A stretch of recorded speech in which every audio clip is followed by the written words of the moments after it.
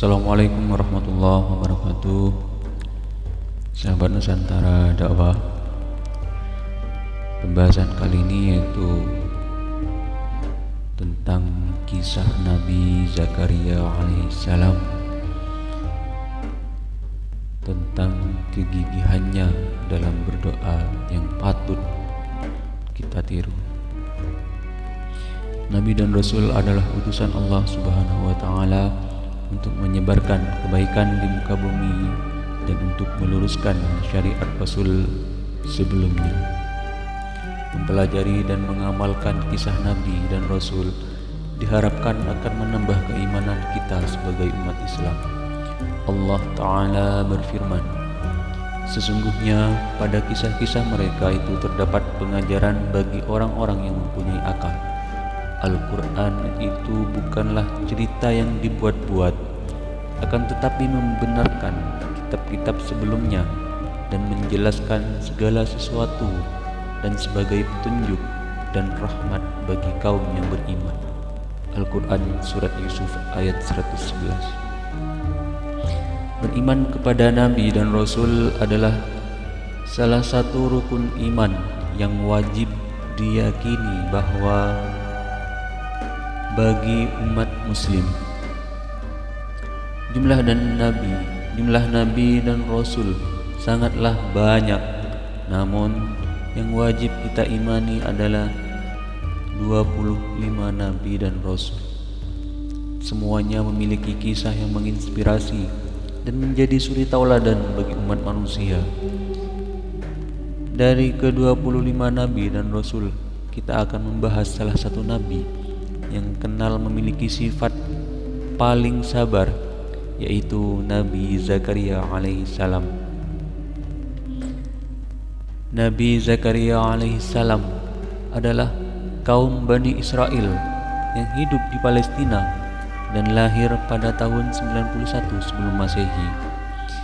Al-Quran tidak memberikan penjelasan tentang masa kanak-kanak atau masa muda Nabi Zakaria alaihissalam. Al-Quran merekam dan menceritakan kisah sejarah perjalanan Nabi Zakaria sebanyak 8 kali. Di antaranya dalam surat Al-Imran ayat 3, surat Maryam ayat 19, dan ayat 2 sampai ayat 11. Dikutip dalam buku Kisah Para Nabi, Al-Hafiz Abul Qasim bin Asyakir berkata, beliau adalah Zakaria bin Barakiyah. Nabi Zakaria merupakan keturunan langsung dari Nabi Daud alaihissalam dan Nabi Sulaiman alaihissalam. Semasa hidupnya, Nabi Zakaria bekerja sebagai tukang kayu untuk menghidupi keluarganya. Ia adalah nabi dan ulama besar di kalangan Bani Israel dan baru diangkat menjadi nabi oleh Allah Subhanahu wa Ta'ala saat menginjak usia yang cukup senja, yakni 90 tahun. Nabi Zakaria alaihissalam diutus sebagai penyempurna ajaran yang diajarkan Nabi Musa alaihissalam dan diutus untuk mengembalikan akhlak Bani Israel di Palestina. Kegiatan dakwah Nabi Zakaria dipusatkan di Baitul Maqdis. Nabi Zakaria alaihissalam dicirikan dengan dakwahnya yang lemah lembut dan kegigihannya berdoa kepada Allah Subhanahu wa Ta'ala.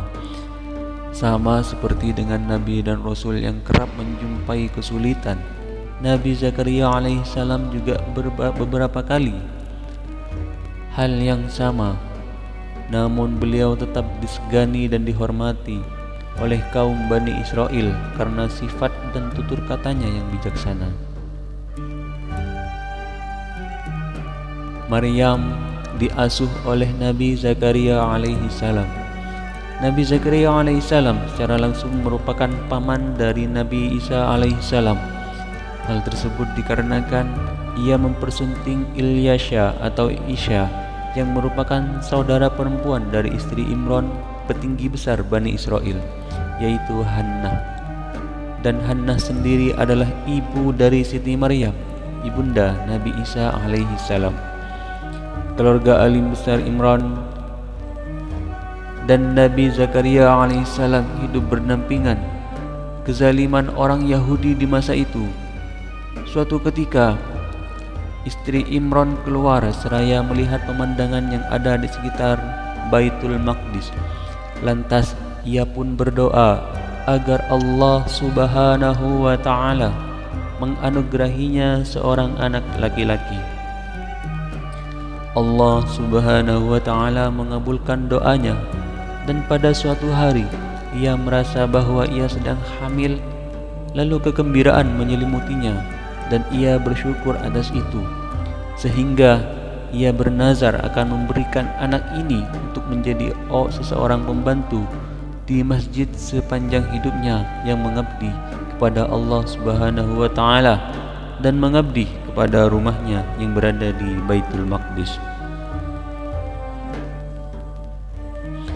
Ingatlah ketika istri Imran berkata, "Ya Tuhanku, sesungguhnya aku telah menazarkan kepada Engkau anak yang dalam kandunganku menjadi anak yang soleh dan berkhidmat di Baitul Maqdis. Karena itu terimalah nazar itu dariku. Sesungguhnya Engkaulah yang maha mendengar lagi maha mengetahui." Al-Quran Surat Ali Imran ayat 35. Lalu tibalah saat Hannah melahirkan, namun bayi yang keluar dari rahimnya adalah seorang anak perempuan. Ketika mengetahui itu, ia tetap ingin menjalankan nazarnya. Maka tatkala istri Imran melahirkan anaknya, dia pun berkata, "Ya Tuhanku, sesungguhnya aku melahirkan seorang anak perempuan, dan Allah lebih mengetahui apa yang dilahirkannya itu. Dan anak laki-laki tidaklah seperti anak perempuan. Sesungguhnya aku telah menamai dia Maryam, dan aku mohon perlindungan untuknya serta anak-anak keturunannya kepada pemeliharaan Engkau dari setan yang terkutuk." Al-Quran Surat Ali Imran ayat 36-37. Keinginan Hannah untuk memenuhi nazar mengalami kendala tatkala sang suami Imran meninggal sebelum Maryam lahir. Semua ulama di zaman itu dan para pembesar sangatlah ingin mendidik Maryam dan berlomba-lomba untuk mendapatkan kemuliaan itu.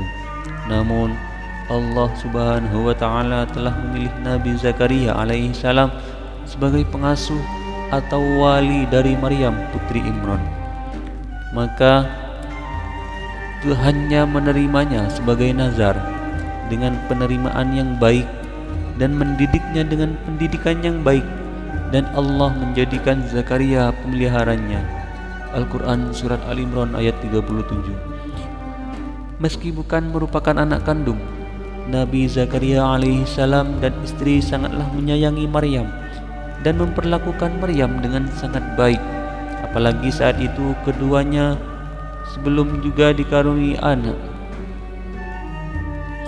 Selain memberikan pendidikan, salah satu bukti kasih sayang Nabi Zakaria alaihi salam kepada Maryam ialah membuatkan tempat beribadah khusus untuk Maryam di Baitul Maqdis sekarang, yaitu Masjidil Aqsa. Ruang khusus untuk Maryam melakukan ibadah yang dibuatkan oleh Nabi Zakaria alaihi salam bernama mihrab.